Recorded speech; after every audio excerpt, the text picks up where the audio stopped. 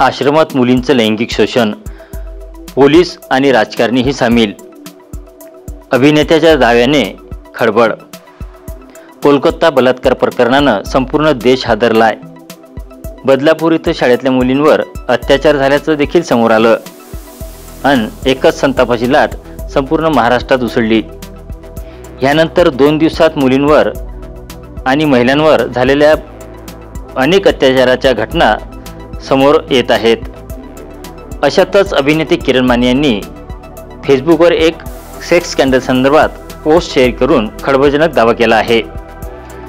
कराड नजीकच्या एका आश्रमात सेक्स स्कॅन्डल सुरू असल्याचा दावा किरण माने यांनी आपल्या फेसबुक पोस्टमध्ये केला आहे. या स्कॅन्डलमध्ये समाजसेविका, राजकारणी इतकंच नाही तर पोलीस अधिकारीही सामील असल्याचा दावा त्यांनी केला आहे.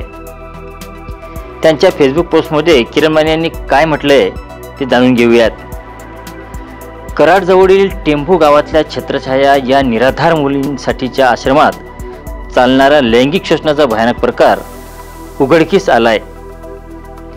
आश्रम चालवणारी समाजसेविकाच या निराधार अल्पवयीन मुलींना अनेक बड्या धेंडांबरोबर जबरदस्तीने शारीरिक संबंध ठेवण्यास भाग पाडत होती.